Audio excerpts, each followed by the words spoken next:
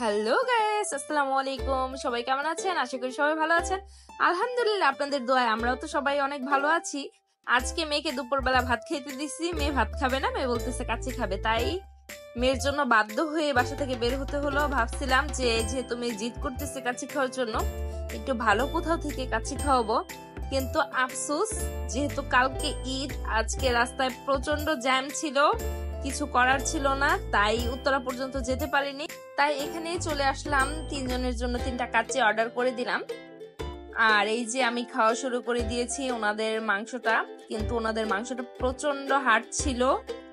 আর আপনারা তো সবাই জানেন যে কাচ্চির মাংস কিন্তু সফট হলেই ভালো লাগে, হার্ড মাংস কাচ্চির সাথে একদমই ভালো লাগে না।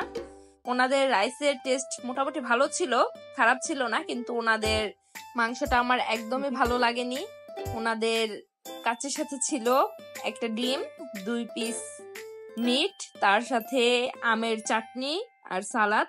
ভালো ছিল, এমনি সবকিছু মিলিয়ে খারাপ লাগেনি, আপনারা চাইলে ট্রাই করতে পারেন। কিন্তু আমি বলবো যে মাংসটা সফট হলে আরো অনেক বেশি খাবারের টেস্টটা বেড়ে যেত। আর ওনাদের এই খাবারের প্রাইস পড়েছিল মাত্র 250 টাকা। আর ওনাদের কাচ্চির আলুর সাইজটাও কিন্তু বেশ ছোট ছিল।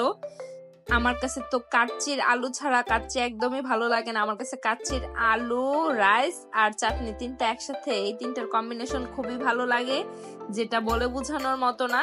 কিন্তু আমি ওনাদের কাচ্চিটাকে একদমই স্যাটিসফাই হই নাই। আমার মনে হয়েছে যে টাকাটা বোধহয় আমি জলে ফেলছি। যাই হোক, মেয়ে খাইতে চাইছে, মেয়ের স্বপ্ন পূরণ করতে পারছে, এটাই অনেক কিছু। কারণ হঠাৎ করে তো হাতের কাছে পাওয়া যায় না সবকিছু। দুপুর বেলা ছিল, খাবারটা গরম গরমই ছিল। আমরা যাওয়ার পর 10 মিনিট ওয়েট করতে হয়েছিল এই খাবারটার জন্য, কারণ ওনারা তখনও চুলা থেকে খাবারটা নামায়নি। দেখুন, আমার মেয়ে একা একাই কাচ্চি খাচ্ছে। ও বলতেছে আজকে ওর নিজের হাতে খাবে, আমার হাতে খাবে না। আর মান্তাসার বাবাকে জিজ্ঞাসা করলাম যে তোমার কাছে কেমন লাগছে, ওর কাছেও সেম প্রবলেমটাই মনে হয়েছে। আর আপনারা কেউ যদি রাঁধুনির কাচ্চিটা ট্রাই করে থাকেন তাহলে অবশ্যই কমেন্ট করে জানাবেন যে আপনাদের কাছে ওনাদের কাচ্চিটা কেমন লাগছে। আসলে ওনাদের কাচ্চিটা কি সবসময় এরকম হয় নাকি আজকেই এমন হয়েছে, এটা আমি বুঝতেছিলাম না, কারণ আমি ওনাদের কাচ্চিটা তেমন ট্রাই করিনি। ওনাদের মোরগ পোলাওটা আমি বেশিরভাগ ট্রাই করেছি, কারণ ওনাদের মোরগ পোলাওটা কিন্তু খুবই ভালো লাগে। আর কাচ্চির জন্য আমি মনে করি বুটবাজারের ভিতরে রুচিরাজটা একদম বেস্ট ছিল, আমার কাছে খুবই ভালো লাগতো রুচিরাজের কাচ্চিটা।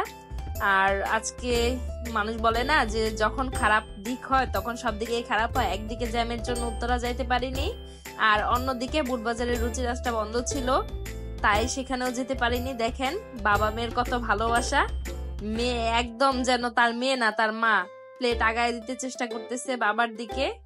আর এই যে আমার আম্মু হাত দিয়ে খাওয়া শেষ, বেচারি এখন চামচ দিয়ে খাইতেছে। আসলে ভালো লাগে সন্তানকে নিয়ে এক জায়গায় ঘুরতে গেলে, মেয়ে যখন নিজের হাতে এইভাবে খায়, একটু খেলাধুলা করে, এগুলো দেখতেই আসলে ভালো লাগে।